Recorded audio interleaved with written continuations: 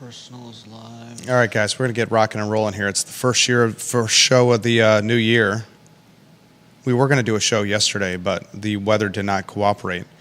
Instead, I went sledding with our sons and worked from home.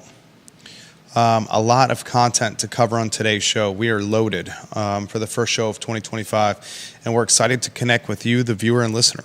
I have missed connecting with you guys. Judah, you've missed connecting with your fans?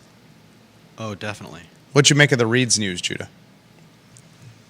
That's a shame. I don't think it's really all that surprising. Yeah. I'm disappointing, not surprising. In fact, anticipated on this talk show. We had said on this talk show that the most valued aspect of Reeds was the real estate. Ginny Hu, thank you for the retweet. And that's exactly what happened. A lot we're going to cover on the program, guys. Preston Avenue is destined for significant change. It's already gone monumental change over the last 5 years. The next 5 years will bring even more change than the past 5 years.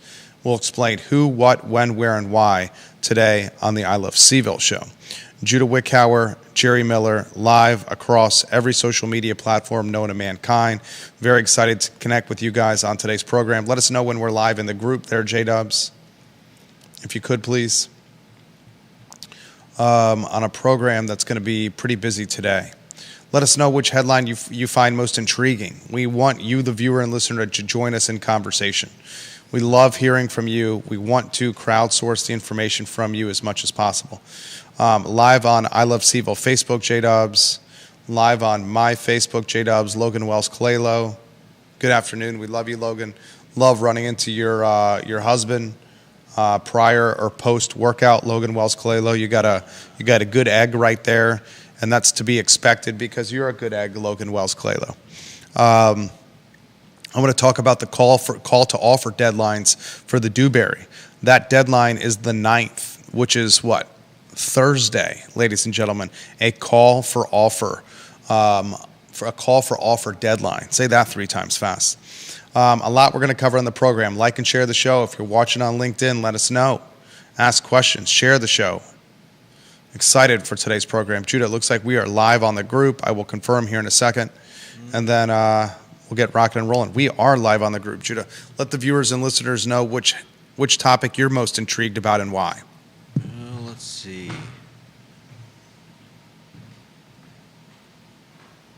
I think it's a good question to ask about Cherry Avenue Grocery, but it's also a different spot and a different group that's going to be seeing what they can do with it. We'll have to wait and find out who gets the job, right? There's 4 options. You think a Cherry Avenue Grocery can make it? Wow, I'm shocked that you're saying that. I didn't necessarily say I think I can make it, but it's a different situation. How so? Well, let's talk about it. Save your commentary. I don't think the situation's different at all, but we'll have that conversation today on the program. Judah Wickhauer, yours truly. Let's rock and roll when you're ready. Quiet on the set.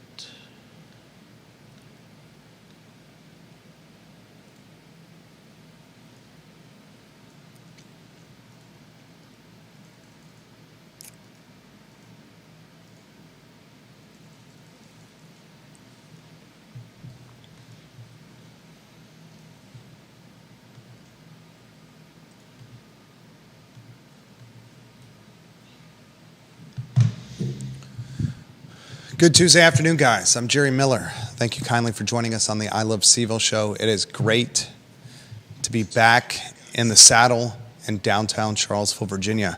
We have a pile of snow outside the studio. Our plan was to host the program yesterday, but of course, Mother Nature had alternative options. Instead, yesterday, I went sledding with our 2 boys. My oldest, who's 6 in particular, had a blast on a sled as we spent probably 3 to 4 hours going up and down a rather large hill on a plastic sled having the time of our lives. Our 2-year-old wanted so badly to be on that sled. Unfortunately, his little legs and his heavy snow gear and boots had a hard time plodding through the fluffy snow that hit Ivy, Virginia.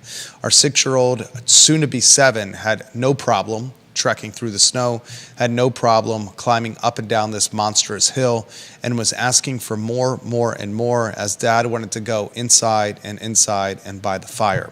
Such is life, but I would not have traded those experiences for anything. Seeing his smile was an absolute pleasure I will not forget. Now, the task at hand is hosting a show that is our first of 2025, a show that is our first in a handful of weeks as we took off Christmas, the week after Christmas, and through New Year's to recharge our proverbial batteries. Today's program, the lead of the show is some unfortunate news as Reed Grocery yesterday announces its impending closure. Reed, a staple in this community since, Judah, 1961. The grocery store, Reed, has been a part of this community when Malcolm Reed purchased the building downtown when it was previously a Stop and Shop. Malcolm Reed changed the name. He was a staple of downtown Charlottesville until 1982. Then a fire destroyed his downtown building, and he moved the store after selling it to his longtime store manager, Kenny Brooks, to the Preston Avenue location as we know it today. A lot of questions I have for you, the viewer and listener. Very straightforward questions. Question number 1, are you surprised that Reed Grocery Market, Reed Super Save, Reed Grocery is closed? Most of you would say probably not. I certainly am not. We unfortunately predicted this fate when the store was facing difficulties during the COVID pandemic. Another question is a very pointed question, and it may make you, the viewer and listener, uncomfortable. Judah, I'm going to ask you if it makes you uncomfortable. A GoFundMe was done for Reed's a little less than a year ago. That GoFundMe raised more than $20,000 for this small business. Now the grocery store is closed, less than 12 months since that GoFundMe. What do you make of those turn of events? What happens to the GoFundMe dollars? Remember, Mel's Cafe closed last year. Mel's Cafe also did a similar GoFundMe to help recharge the business. Then Mel's Cafe closed its doors permanently. I asked the question, should we be donating charitable dollars to for-profit businesses that are on their last legs of survival? I'm going to unpack that on today's show. I'm also going to unpack this topic on today's show.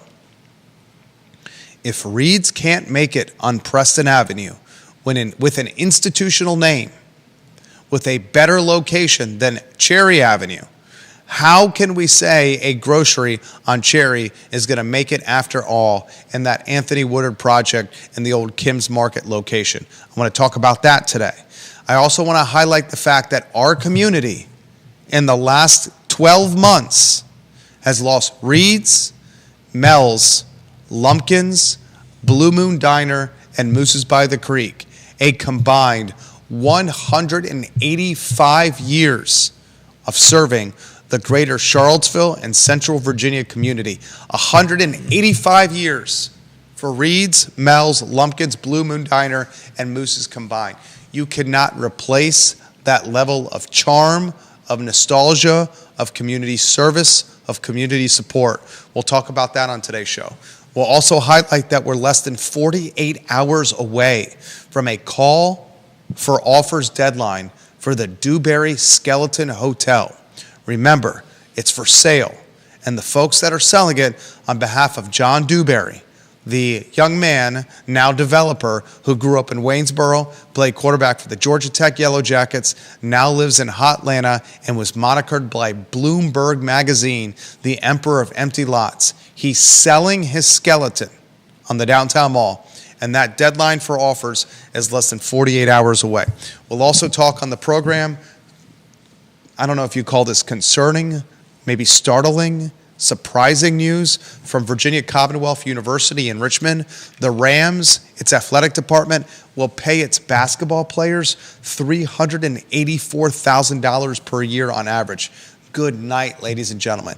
That may be no surprise why you saw Antonio Clary, the safety for Virginia football, choose to come back for a 7th year. How much is Antonio Clary earning in NIL money to come back for a 7th year of college football? Good Lord, guys. We'll also have some crystal ball predictions. Judah Wickhauer, let's go studio camera. Let's weave you in on a 2-shot, and then we'll thank some of our partners on the program. Which headline most intrigues you? Judah Wickhauer first, Happy New Year. It's 2025. Happy New You're a year wiser. You're a year more astute. And you're a year more prepared to offer compelling commentary on the I Love CVille show. Which headline is most intriguing to you, my friend? I think it's interesting that we've got one grocery giving up and another grocery attempting to make a start. Is the grocery attempting to make a start, though? Or is this Piedmont Housing Alliance, Sunshine of PHA, Anthony Woodard of Woodard Properties trying to put a square peg in a round hole? There are 4 parties considering running 4 options for consideration for a grocery on Cherry Avenue. Goodwill Industries of the Valley, I think they should be the primary consideration. A second option is a newly formed local co-op steering committee, whatever the hell that means. It's a group of people considering a co-op, basically. The third option is the Good Foods Grocery. You can find them online at goodfoodsgrocery.com. Good Foods Grocery is, I don't know, a grocery deli. I mean, what do you want to call this? I don't know. A Richmond-based entity that's considering opening a grocery store on Cherry Avenue. You don't think they should lead it up? I think the Goodwill Industries of the Valley have the best infrastructure in place. But we'll talk about it. I'm going to ask you specifically this question. If Reed's can't make it, despite being in business since 1961, despite having a second location in Dillwyn, despite getting more than $20,000 of free money through a GoFundMe, despite having a captive audience, despite serving a food desert, despite having very little competition within a 2-mile walk, bike ride, or drive of it, how in the hell is a brand new brand on Cherry Avenue going to make it? I'm also going to ask you about that GoFundMe money. I'm going to ask you about the 2 sisters that own Reed's, the fact that they're selling to what, twice as nice? Was that the right move for them? I mean, can I make a legitimate argument that, and I'm not trying to throw shade, or I'm not trying to, what's the phrase on a dying dog? Something that's dying, throwing rain on it. I'm not trying to insult something that's already going out of business, okay? The folks that own Reed's have said that they made the wrong decisions during COVID. You don't have to look that up. It's not that big of a deal. Don't look up that phrase. The folks that have owned Reed's have said they've made poor decisions coming out of COVID, right? Okay. They had to lay off staff. They couldn't keep the shelves full. There was a $20,000 plus GoFundMe campaign, and the business did not stay alive. Did they make a strategic move not listing this building? It is one of the most prime pieces of real estate in the city of Charlottesville. Why not just make it an active listing and see what the market does? You're saying sell to the highest bidder. Yeah. Like a salesman like you would do. They're concerned about their employees. If they were truly concerned about their employees, sell to the highest bidder and give their employees some money of the sale. Instead, they're going to sell off market to a nonprofit right down the road and just fire their employees. You call me a salesman, I call me a guy that understands business economics, that could spread the money around to everybody. A nonprofit, a deal off market to a nonprofit, that's peanuts. You don't know that. This is what I do for a living. I want to talk about that today. Viewers and listeners, let me know your thoughts. Roger Voisinay, Bill McChesney, let us know your thoughts on what intrigues you about this. I think we're putting all of these places in a single basket when they're very different circumstances. I don't know that what holds true for the two sisters who are selling Reed's Supermarket holds true for whatever's going to end up on Cherry Avenue. Do you agree or disagree with Judah Wickhauer? Agree or disagree with Judah Wickhauer? He says Reed's is not foreshadowing of a grocery on Cherry Avenue's success or failure. Let us know your thoughts, viewers and listeners. Let's give some love to Charlottesville Sanitary Supply. 60 plus years in business. John Vermillion and Andrew Vermillion on High Street, East High Street. Online at charlottesvillesanitarysupply.com. John Vermillion and Andrew Vermillion do things the right way. Any sanitary supply needs, any pool needs, support this company. Support all local businesses, ladies and gentlemen.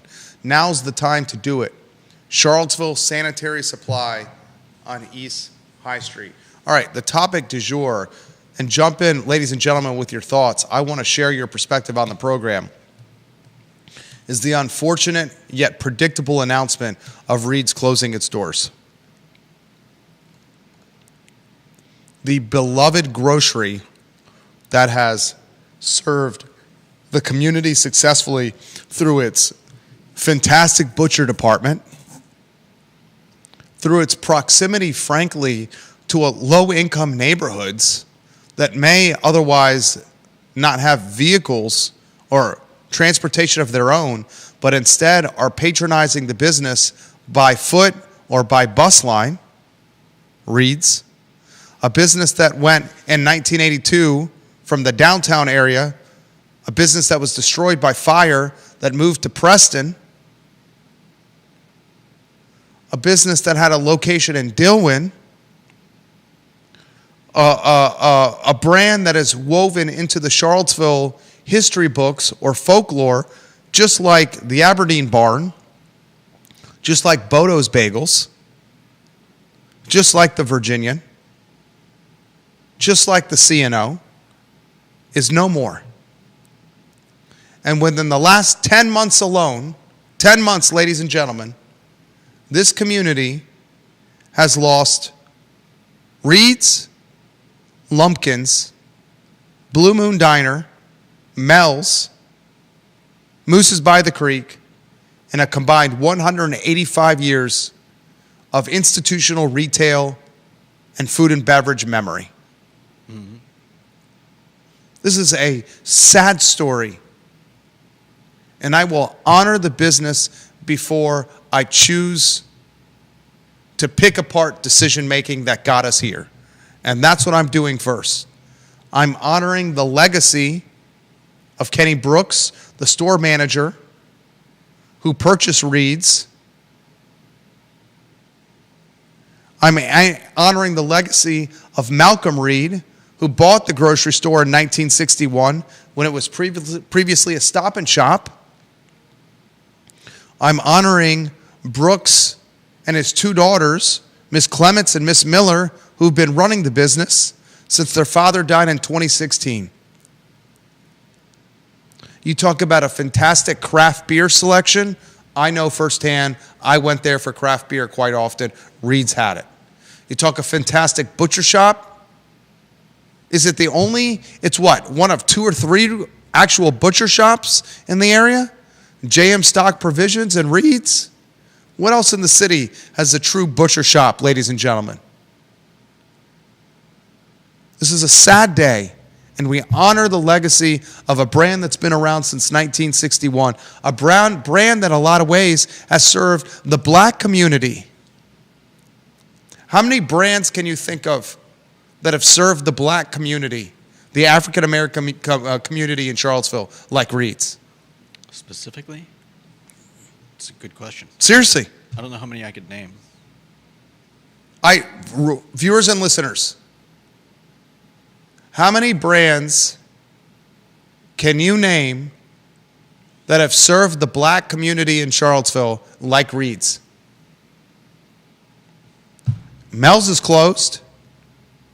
I don't know that specifically served the black community. Royalty Eats, that's one on Cherry Avenue. The Cherry Avenue gas station, the GoCo, is another one. You talk about good fried chicken, theirs is damn good. Love the fried chicken at the GoCo. Eat it often. But there are not many. Closures like this further gentrify communities and further make communities Main Street, Fredericksburg, Main Street, Northern Virginia, Main Street, any zip code in the United States of America. Okay, but you were just saying that you lament the fact that they didn't just put it up for sale and sell to the highest bidder. How can you say that at 5 minutes before saying that you also lament the fact that that them going out of business may gentrify the area, when in fact it probably isn't going to, because Twice as Nice is taking over? How do you know that if they put it up for the highest bidder, it wouldn't have been purchased by someone committed to keeping the legacy of Reed's in place? You're assuming that how likely do you find that? Chris Henry bought Dairy Market and converted a splattering of a retail shopping center into a food center that honors the former Preston Dairy Market? How do you know someone wouldn't have purchased it and honored Reed's in some capacity? And now it's time to pick apart decision making. Judah segued us into that. You want to rotate those lower thirds on screen? I would rotate the top 3 lower thirds on screen. Top 4, if you could, please, sir. And join me in the discussion. Top 5 rotate on screen, if you could, please, sir. Here's some very pointed questions for you, Judah. You ready? Did poor decision making get us to this spot?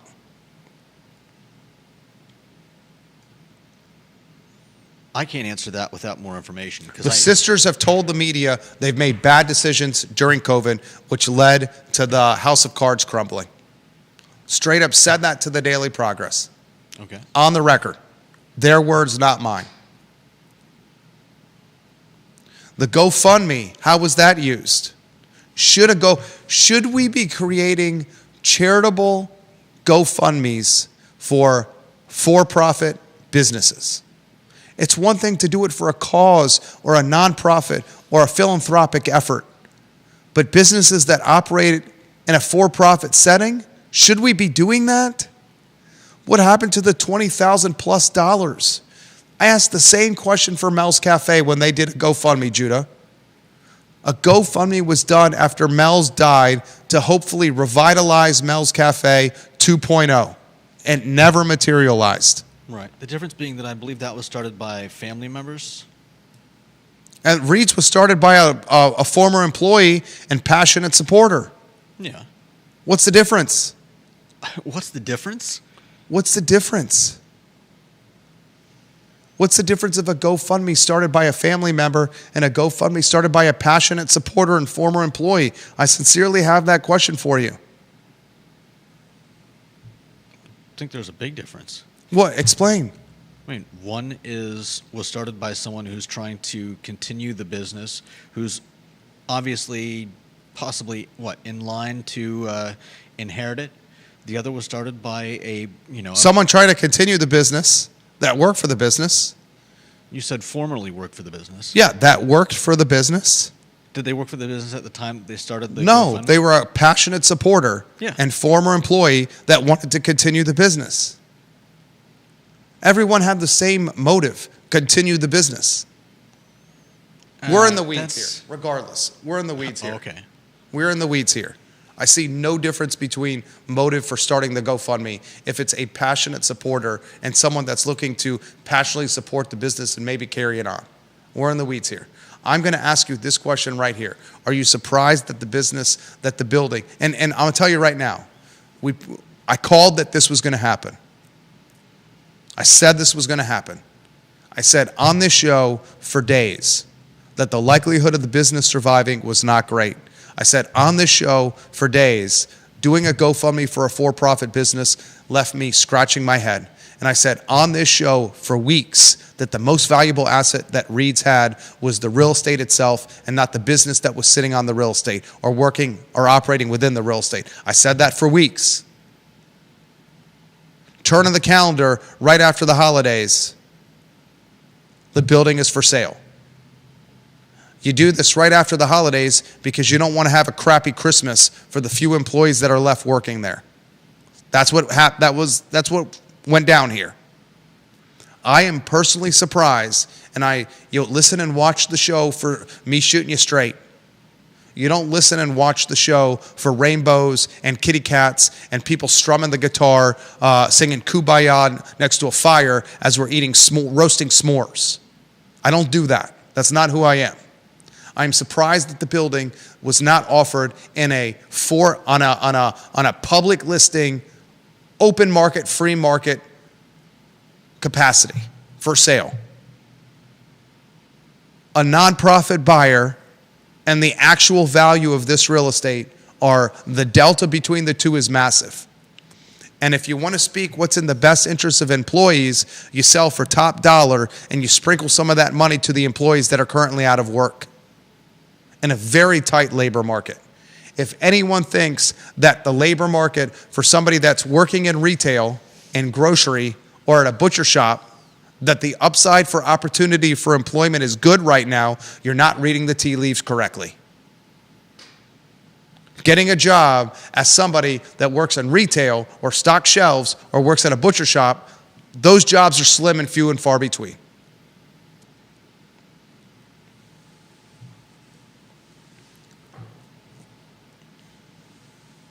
And to Bill McChesney's point, they were having trouble before COVID. COVID pushed it over the edge. He's exactly right. Another piece of collateral damage from the pandemic. We are still, to this day, ladies and gentlemen, to this day, navigating the collateral damage of COVID. We're not even close to finish of navigating collateral damage due to the pandemic. Family members of mine are hunting for home ownership and are struggling to make a purchase for the first time in their journey. First-time home buyer. And they can't find inventory to buy because of COVID collateral damage. Everyone holding on to 2 and 3% loans, golden handcuffed. Our social behavior and how we go about our lives as humans has changed. And people just are not walking or biking or supporting grocery stores like this like they once were. They're using online delivery. They're using Instacart. The groceries are being delivered to their doorstep. And the community surrounding Reed's, what is that, Star Hill, Preston, 10th and Page, Rose Hill, those communities are not the communities that they were in 2019 or 2018. Because in 2020 and 2021, we had a lot of folks out of market move to Charlottesville and scoop up houses that are now working remote. And that was not happening in 2018 and 2019. And that gentrified those communities. And it gentrified the customer base that was Reed's. Offer some perspective. Jump in here. Push back on me. Viewers and listeners, you disagree, I want to hear what you have to say. Our first show back in 2025, and we are loaded with content. We're less than 48 hours away from a call for offers for the Dewberry Hotel. There goes the mayor. He's wearing a red sweater. That's the former mayor, City Councilor Lloyd Snook. First time I've seen him not in a blazer in God knows how long. I saw him this morning in a heavy jacket. I'm surprised he didn't bring that with him, but maybe it's warmed up a little. Tyler Berry. He says, the country ham was from Kites in Madison. Tracy Lee Shiflett's watching on the group. I love the hamburger and the country ham. Oh, that's why Tyler Berry's responding to Tracy Lee Shiflett. Love Tyler Berry. Buy a car from Tyler Berry. Tyler Berry is a mixed martial arts genius. Tracy Lee Shiflett says, those funds are needed for other uses, not to keep the business open. I think these GoFundMe things are set up for the wrong reasons now. That I'm not saying I'm not casting judgment. I'm not pointing. Okay, I'm casting a little bit of judgment here. Casting a little bit of judgment. Obviously, I'm casting some judgment. The GoFundMes for businesses that are for profit on their last legs, they never work. They do not work. Remember during COVID, the pandemic, businesses got the PPP COVID money, Judah? Yeah.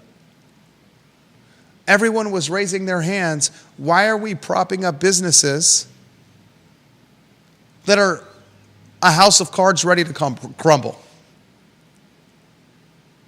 People were scamming the PPP and COVID money, remember? Creating fake businesses just to get money from the government. That's not even getting into the actual businesses that scammed for money. Lori Fincham says we'll never know the backstory. One of the daughters is watching the story, watching the show. Sue Brooks Clements. As one of the two sisters that own Reed's, let me clarify that no one has ever been laid off before, during, or after COVID. I appreciate that clarity she's offering. She says the GoFundMe was not started by a former employer. This was a customer who did this on her own, not by her request. Okay, there we go. Some media outlets have reported that differently, Ms. Clements. Some media outlets have reported it differently. And she says, how do you know that we did not sell for top dollar? I'll ask her this question. That's a good question. Okay. That's what I asked. Can I ask this question? Ready? Sue Brooks Clements, I appreciate your perspective. I encourage you to come on the program, Sue Brooks Clements, here on the I Love CVille show. You have an open seat to sit with us. She is one of the owners of Reed's that is closing. Open seat to sit with us, Sue Brooks Clements. Open-ended question. I'll respond to her by asking this. This is a question for Sue Brooks Clements, who's watching the program. Judah, you ready for this response? Okay? You ready? If you have a car for sale, and your car that is for sale, you put a flyer in your neighborhood at your playground or on the telephone poles in the neighborhood, and it says, Judah has a car for sale. Send me your offers, right?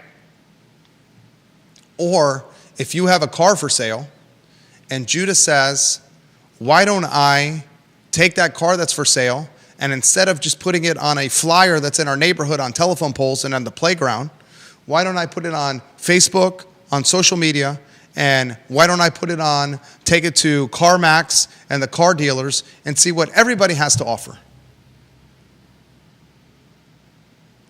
Which path is going to yield the highest number?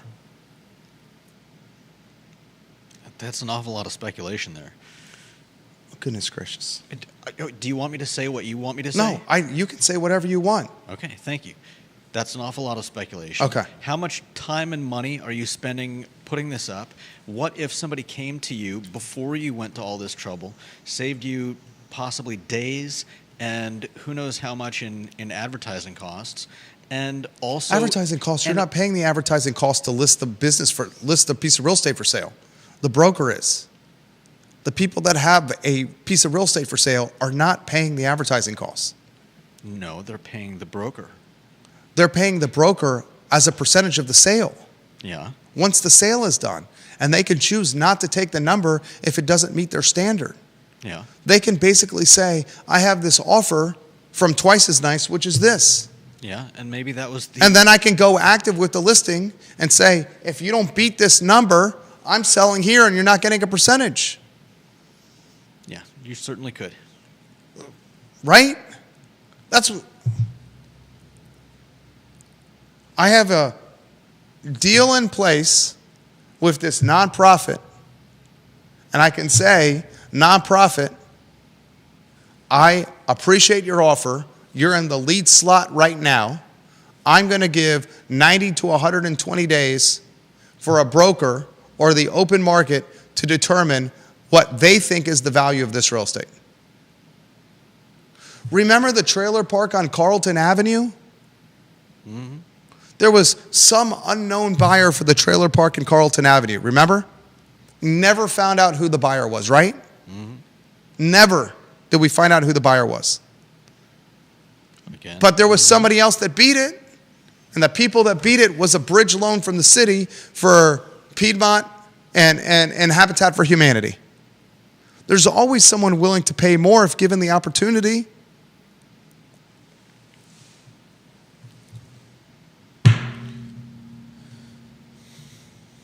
That's how you end up with gentrified neighborhoods and homes going to out-of-market buyers.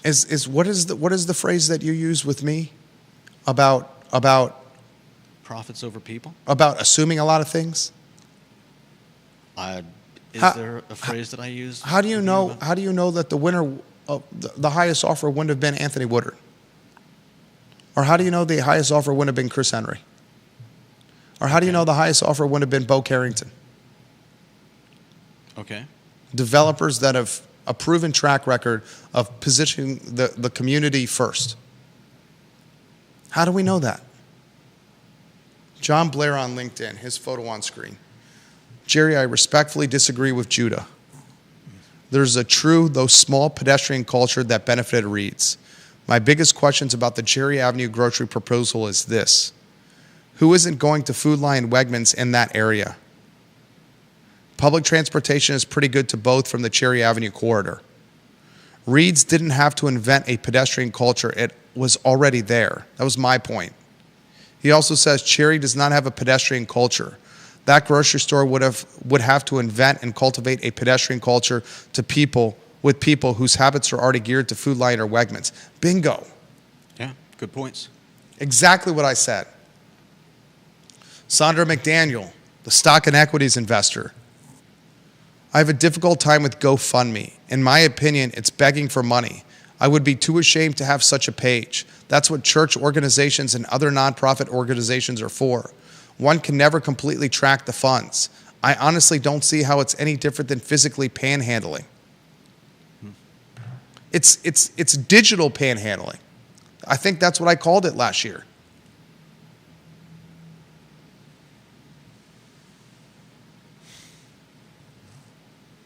Tyler Berry, it doesn't cost until you sell. Always hold out for more.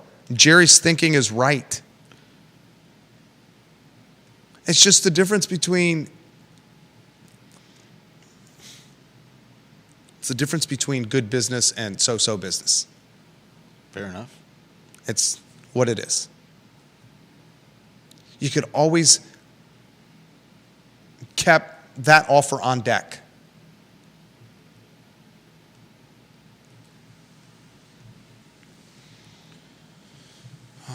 And I again will reiterate the invitation to Miss Sue Brooks Clements. You have an open seat on this table, long form content, no commercial, open-ended question, fair interview to talk about your story on the show. And some of the thoughts, some of the commentary you hear on this program, you may not agree with, and I understand that.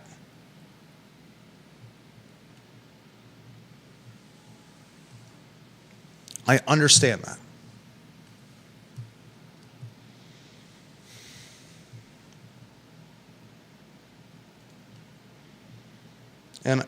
And we'll get off this topic by talking about the loss of institutional brands for our community.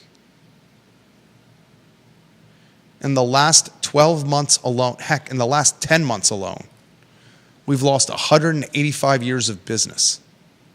Reed's, Mel's, Lumpkins, Blue Moon Diner, and Moose's by the Creek. 185 years of combined collective business. Yeah. Nothing has replaced Lumpkins. Nothing has replaced Blue Moon. Nothing has replaced Moose's. In fact, they'll be moving out of the area. Moose's is going to Keswick.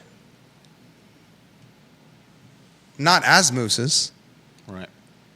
but as the Boyd Tavern. You should hear the story, and I'm trying to get him on the program, the trials and tribulations, the guy who is taking over the Mel spot, the trials and tribulations he's going through with the health department to get open. Good Lord.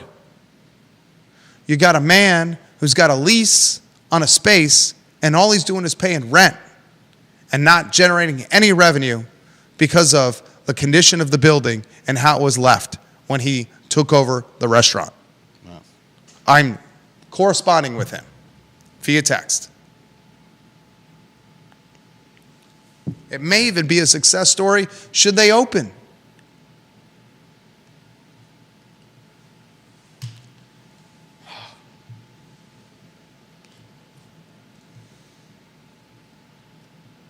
Vanessa Parkhill, watching the program. I don't begrudge anyone starting a GoFundMe. People can make their own decisions about whether or not to donate. 100% fair. 100%. 100%. We've seen two GoFundMes in the last, we saw two GoFundMes in 2024 not materialize. Or, frankly, they materialized into raising funds, but they didn't materialize into saving the business or reincarnating the business. Next headline, put it on screen, Judah, the Dewberry headline, if you could, please. We are less than 48 hours away for a call for offers for the Dewberry skeleton. John Dewberry is looking to sell, how would you characterize his structure? An abandoned skeleton. Abandoned skeleton. Derelict. Yeah. He's looking to sell. Less than 48 hours, the offers need to come in. That's the deadline the brokers have put in play. See, this is how something is sold. You had Clearly, it's not the only way. You have a skeleton on the downtown mall. You have brokers that specialize in boutique hotel sales. Those brokers that specialize in boutique hotel sales, the brokers that sold the Quirk Hotel. Let's look up. Quirk Hotel Charlottesville sold. What did it sell for? Do we know? Blue Suede Hospitality Group acquired the property in April. What did it sell? $24 million the Quirk Hotel sold for. $24 million. The brokers who are selling the Dewberry Hotel sold the Quirk Hotel on Main Street for $24 million. The brokers who sold the Quirk Hotel, the brokers who are selling the Dewberry Hotel are the same ones who sold the Quirk Hotel. They're the same ones who sold Keswick Hall, Judah. The very same ones, these brokers. That's John Dewberry, a businessman, has hired experienced brokers. Those experienced brokers have a track record of selling two other champion trophy marquee properties in the area, the Quirk and Keswick. Those brokers went to the Daily Progress.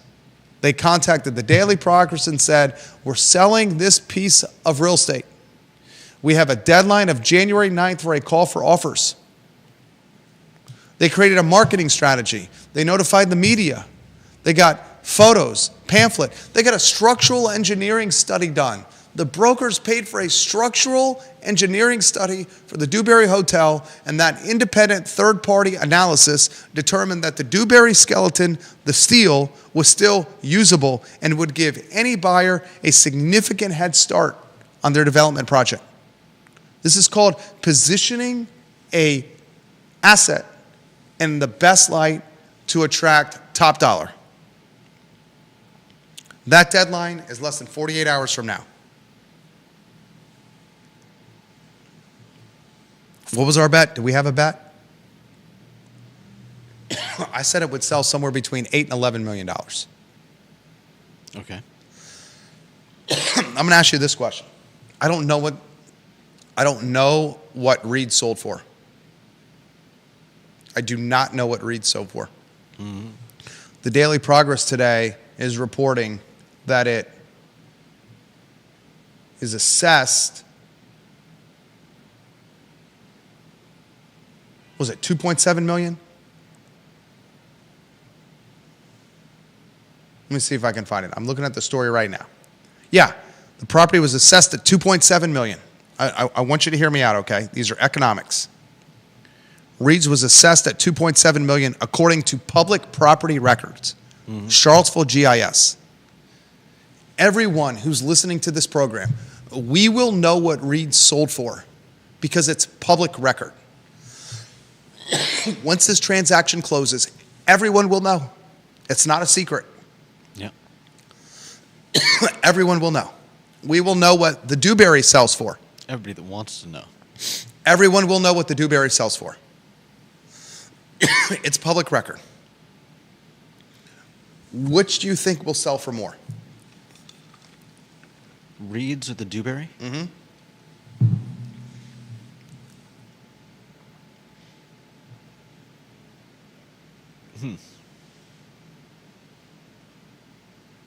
It's an interesting question. I got a follow-up don't have question an for you. answer to. The nonprofit that bought Reed's, Yeah. the first time, according to today's Daily Progress, that Twice as Nice broke $1 million in sales was 2022. Okay. 2023, they broke 1.3 million. You have a nonprofit whose top line number for 2023 was 1.3 million in sales. 1.3 million. A nonprofit.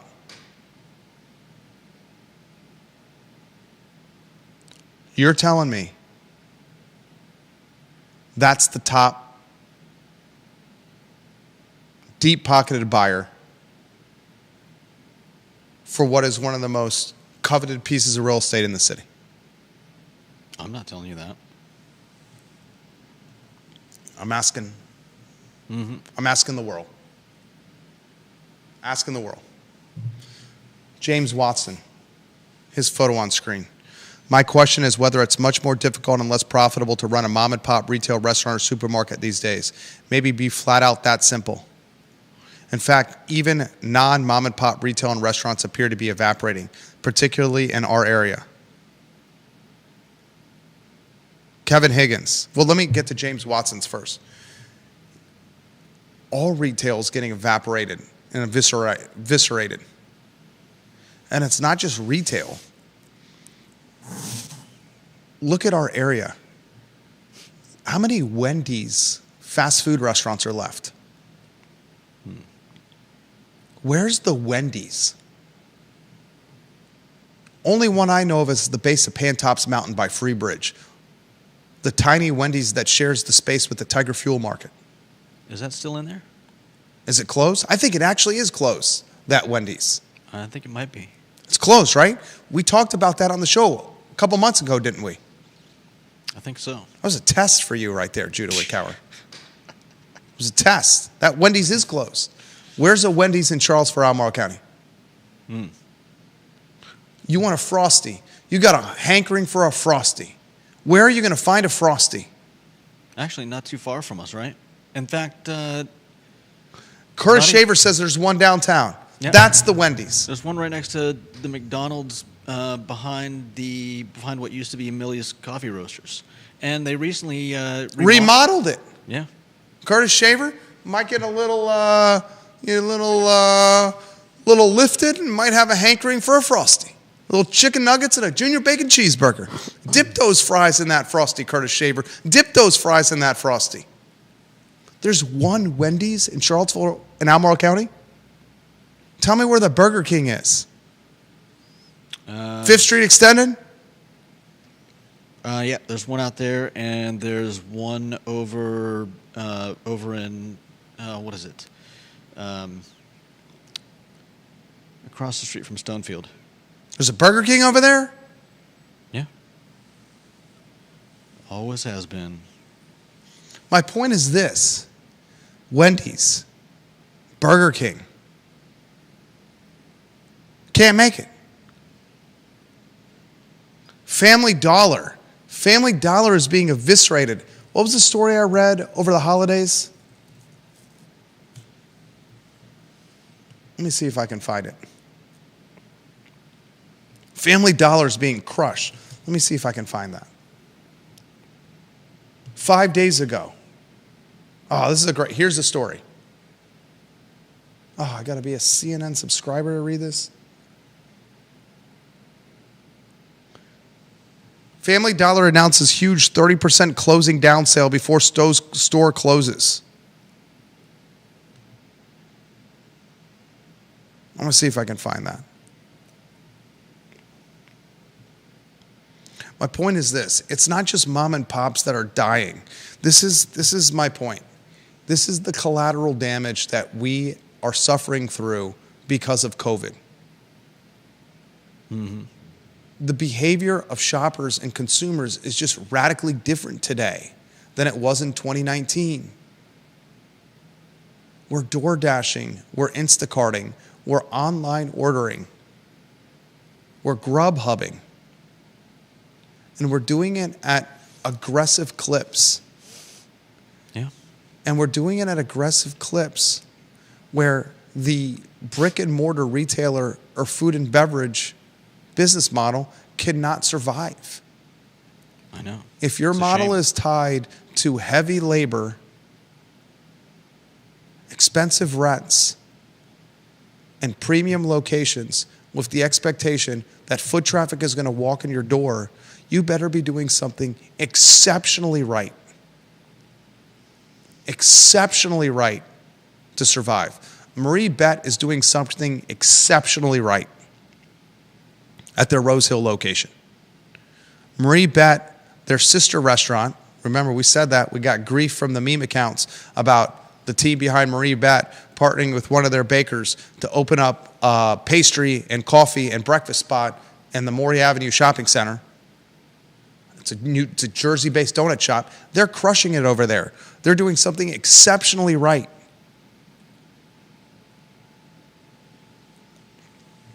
If you're not exceptional, you will go by the wayside.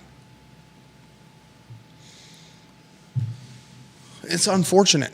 I mean, we talked about on the show before Christmas that there was a ghost kitchen operating out of the old Biltmore that was reincarnating the College Inn. This story continues to boggle my mind. Really? Someone bought the College Inn recipes, and they had a conversation with the owner of Ellie's Country Club, the old Biltmore. Annie McClure, who owned Citizen Burger Bar, used to own the Biltmore. Yeah. He sold the Biltmore to one of his lieutenants. Somehow, some reason, she chose to rebrand the Biltmore from the Biltmore to Ellie's to pay homage to Elliewood Avenue, basically erasing the institutional brand memory of one of the most popular bars and grills tied to UVA's alumni base. Makes no sense to me. Hey, yeah. Either way. I'm with you there. So you agree with me there? Oh my goodness. Yeah. Someone purchases the College Inn recipes, has a conversation with the Ellie's owner, and says, I want to start making College Inn food in your kitchen. Will you let me do it? She says, yes. Whoever purchased the College Inn recipes is using third-party delivery to take chicken parm sandwiches and Italian subs and meatball subs and heady salads and damn good cheesecake slices to people as the College Inn. 977-2710. I'm surprised they didn't just put them on the menu and call it Ellie's/College Inn. The whole dynamic is just boggles my mind. You call it tragic? Someone call it innovative. Strange. Why tragic? What? I didn't say tragic. What'd you say? I said strange. Evidently sledding with your 6-year-old could cause vocal damage. Kevin Higgins, 1,000 Shell gas stations are closing, transitioning to EV charging stations. There's a Burger King in the Seminole Square Shopping Center across from Northrop Grumman. Yeah, that's the one I'm talking about. In fact, I got a burger there not too long ago. Did you get a Whopper? A Junior Whopper? Some chicken fries? I think they had a deal for couple Whopper Juniors. You got a couple Whopper Juniors and some fries. Did you get a Dr. Pepper? No, just the burgers. Vanessa Parkhill. Maybe twice as nice had a benefactor contribute toward the purchase of Reed's. There are a lot of generous people in CVille and the surrounding area. We will know, Vanessa, maybe so. I love you, Vanessa Parkhill. Happy New Year, VP, Queen of Earlysville. We will know it as soon as it closes. We won't know what she was talking about. We will know the price it traded for. Yeah. We will know. But we won't know the details of the money behind that trade. I want to ask you this question. You have said on this program many times that you are not a businessman. That's quite the lead up. You and I are having a friendly conversation. If you had your druthers, would you purchase the Reed's real estate or the Dewberry real estate? You mean if I had all the money in the world? I'm not saying all the money in the world. Well, both of them are going to require some renovation. If you had $10 million,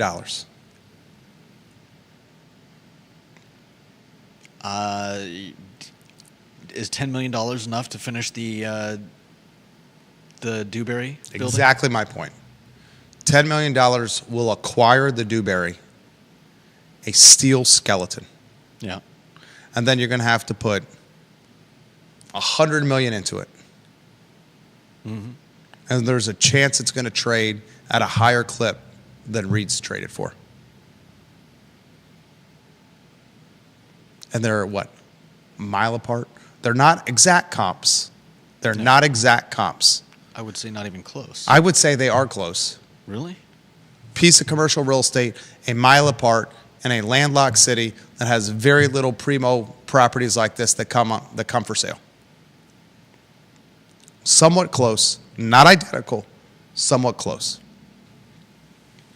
And we will know in 2025, probably before June, and even perhaps by the close of the first quarter, by the end of Q1, what each traded for. All right. Put the VCU headline on screen. James Watson passed this along. Love James Watson. James Watson, good man.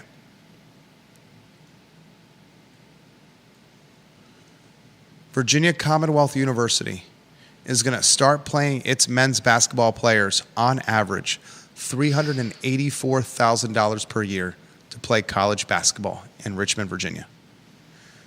The University of Virginia just announced, Antonio Clary just announced that he's coming back to the Virginia football team for his 7th year. 7th year. This man is going to be what? 25 years old?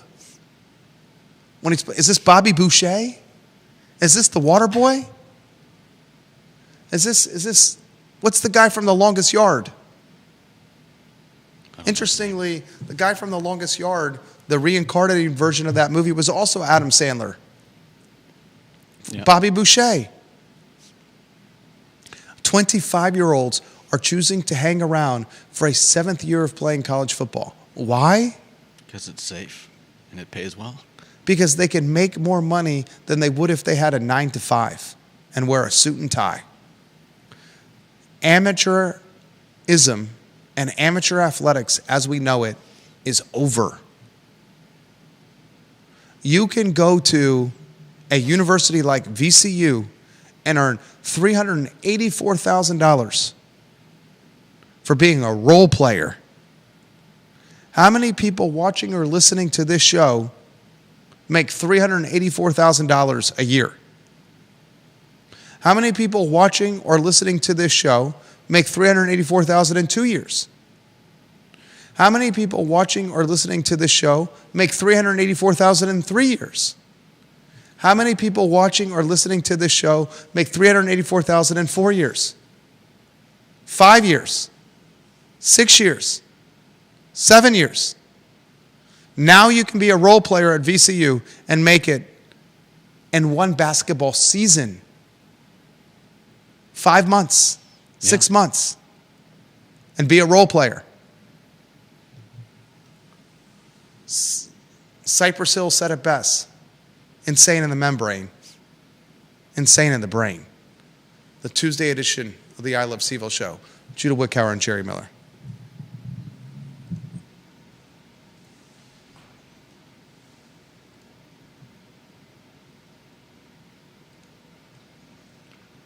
Mike Zorro.